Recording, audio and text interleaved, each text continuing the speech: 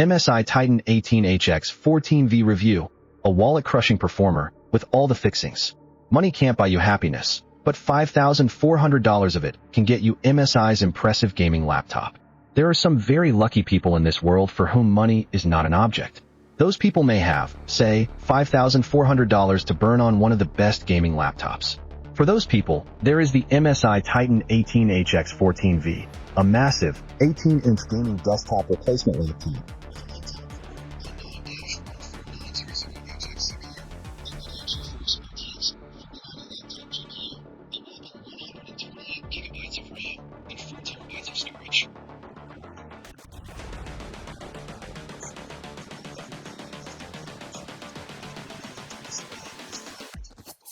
You get ample ports, solid build quality, and room for some upgrades.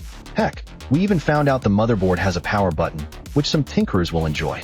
Oh, yeah, there's a massive RGB touchpad too. The Titan isn't all perfect.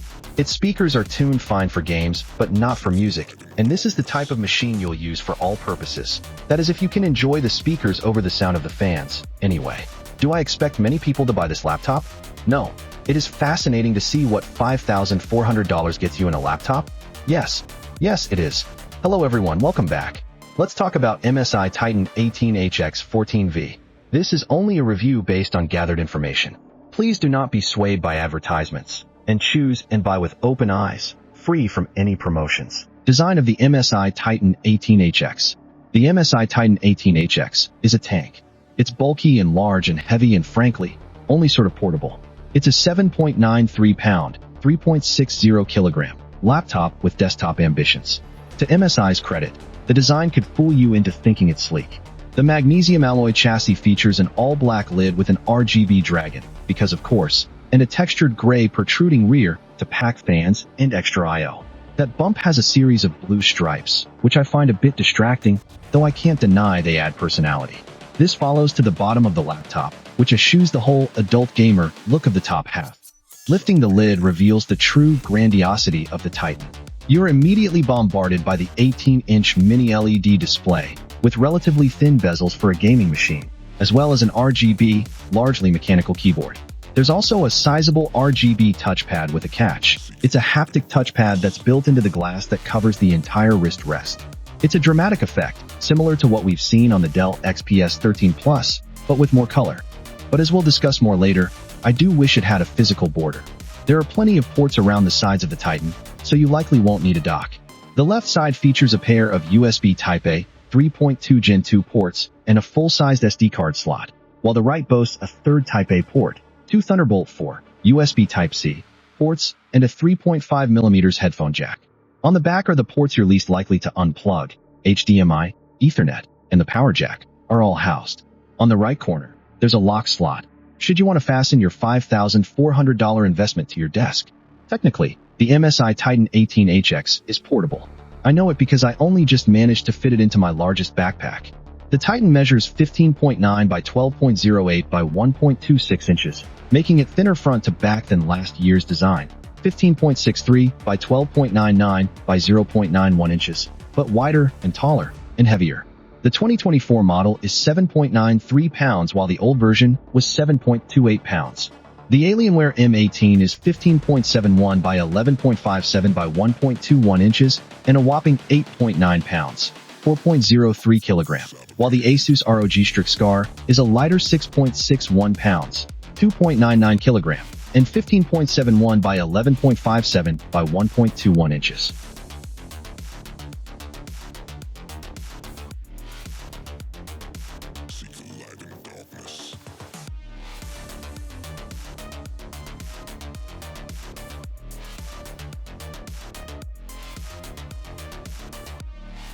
Gaming and graphics on the MSI Titan 18 HX A14v. Between an Intel Core i9-14900HX, an NVIDIA GeForce RTX 4090, and 128 GB of RAM, we expected the Titan to play games well, so we pushed it hard in our tests. We compared it to the Asus ROG Strix Scar 18, another recent powerhouse using the same CPU and GPU, but with 32 GB of RAM.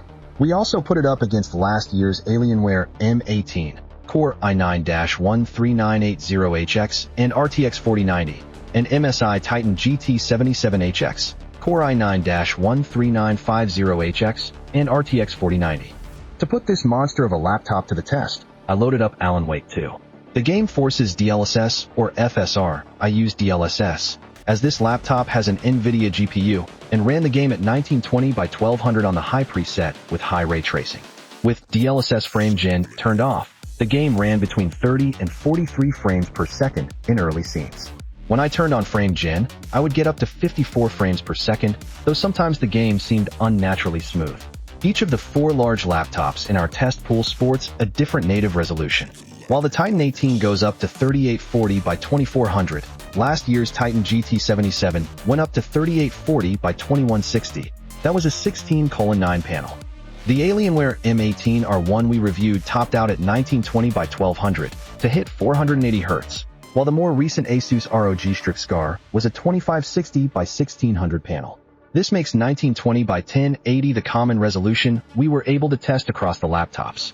On the Shadow of the Tomb Raider benchmark, highest settings, the Titan hit 190 frames per second at 1080p and 65 frames per second at its native resolution. At 1080p, it was beaten only by the Alienware, 192 frames per second at 1080p, and those 2 frames aren't exactly a massive difference. On Cyberpunk 2077's ray tracing ultra settings, the Titan ran the benchmark at 69 frames per second at 1080p, but an unplayable 19 frames per second at its native resolution. It beat the Strix Scar, which reached 61 frames per second. We didn't test the older models with Cyberpunk. We adopted that test after those reviews. The Titan sailed through Far Cry 6 on ultra settings, running the test at 120 frames per second at FHD and 71 frames per second at 3840 by 2400. This was the most competitive at 1080p, with the Alienware 123 frames per second and Scar 116 frames per second, coming in with similar scores, though last year's Titan fell behind. While Red Dead Redemption 2 at medium settings is still challenging for some rigs, the Titan tore through it at 135 frames per second at 1080p, tying with the Alienware. At its native 3840 by 2400, the Titan reached 71 frames per second, matching with the 4K screen on last year's model. Again, the Titan tangled with the Alienware on Borderlands 3 badass settings, hitting 181 frames per second at 1080p and 64 frames per second at 3840 by 2400, while the Alienware hit 186 frames per second at 1080p. Last year's Titan outperformed at 4K, 71 frames per second, but was behind at 1080p, 177 frames per second. As a stress test, we run the Metro Exodus benchmark on the RTX preset 15 times, which simulates about half an hour of gameplay. The Titan ran the game at an average of 117.887 frames per second. The Core i9-14900HX's performance cores ran at an average of 4.52 GHz, while the efficiency cores ran at 3.62 GHz. The CPU package measured 88.4 degrees Celsius. Meanwhile, the GPU ran at 2077.62 MHz and measured 68.59 degrees Celsius. Productivity performance on the MSI Titan 18HX A14v. With an Intel Core i9-14900HX, a whopping 128 GB of DDR5 RAM, and 4 TB of SSD storage, 2 2TB drives in RAID 0, it's unlikely any moderate usage would make the Titan sweat. Because last year's Titan and Alienware were tested before the latest version of Geekbench 6, we fell back to Geekbench 5. On single core, the Titan 18HX won out at 2072, just surpassing last year's Titan by 1 point. Notably, the Titan 18HX and the other 14th gen compatriot, the Asus ROG Strix Scar 18, fell behind both of last year's 13th gen Intel Core laptops on the multi-core test. The new Titan 18HX led the group in our file transfer test, copying 25 GB of files at a rate of 2,664.34 megabytes per second. It just edged out the latest Strix Scar, 2,258.64 megabytes per second, and last year's Titan. MSI's latest also won out on Handbrake, transcoding a 4K video to 1080p in 2 minutes and 32 seconds. That's 6 seconds faster than last year's model, and also significantly better than the Strix Scar. Display on the MSI Titan 18HX A14v. The 18-inch mini LED display on the Titan is colorful, vibrant, and intensely bright. MSI has finally moved the Titan to a 16:10 aspect ratio, resulting in a resolution of 3840 by 2400, just above traditional 4K. The 18-inch panel can run at 120 Hz, which is a bit slower than the 17-inch 16:9 version from last year. I used it to check out the trailer for the upcoming remake of Roadhouse. The trailer starts with some dark scenes in yellow lighting, and I could see Jake Gyllenhaal beat down a bunch of dudes in a parking lot far better than I could on other screens I watched it on. The mini LED panel also showed off some beautiful blue Florida oceans. In the opening scenes of Alan Wake 2, the HDR screen proved adept at showing green forests and, unfortunately, copious amounts of red blood. The Titan's mini LED panel covers 112.4% of the DCI, P3 gamut, and 159% of the sRGB space. That's a minuscule bit behind last year's model, which also has mini LED, but not enough to matter, because the new Titan has something else on its side: brightness. On our light meter, the Titan 18HX measured an average of 559 nits of brightness, surpassing last year's model, 511 nits, and easily beating both the Alienware and the Asus. It's a truly superb screen, and the brightness is especially impressive. Games and all sorts of video look great on this monitor. It's one of the best I've seen on a gaming notebook. Keyboard and touchpad on the MSI Titan 18HX A14v. I love most of the keyboard on the MSI Titan 18HX. The majority of the Titan's keys use Cherry MX low-profile switches, and they feel excellent. I would accept most gaming laptops getting a bit thicker to fit them, and they're a joy to type on compared to typical membrane keyboards. On the monkey type test, I hit 122 words per minute with my standard 2% error rate. Not bad. The keys also pop up nicely for repetitive presses in games. But there are some oddities in the keyboard. Both shift keys are a bit short, but the right one is particularly noticeable. This is a trade-off, though, that lets MSI fit full-sized arrow keys in an inverted T configuration. But to do that, MSI also has miniaturized keys to the right of the spacebar, including Alt, an extra backslash key, Control, and FN. Besides being smaller than expected, they're also not mechanical. A number of other key switches also aren't mechanical, including the arrow keys, the entire number pad, and the function row. While I'm a bit more forgiving of the function row, I do feel that asking for a fully mechanical keyboard on a $5,400 laptop doesn't seem like a huge ask. Still, it's a massive leg up over the many gaming laptops without mechanical switches at all. The touchpad is a large, haptic RGB rectangle built seamlessly into the glass covering the touchpad. Much like the Dell XPS 13 Plus, it provides a futuristic look.